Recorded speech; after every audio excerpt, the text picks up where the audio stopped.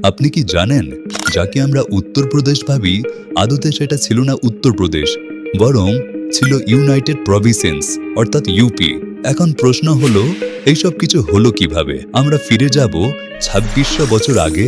এখানে ছিল দুটি শক্তিশালী রাজ্য, পাঞ্চাল ও কোশল।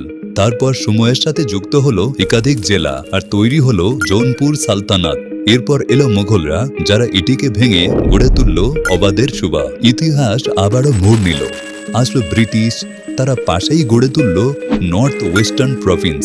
ধীরে ধীরে এই সমস্ত এলাকা একত্রিত হয়ে তৈরি হলো ইউনাইটেড প্রভিন্সেস অর্থাৎ ইউপি।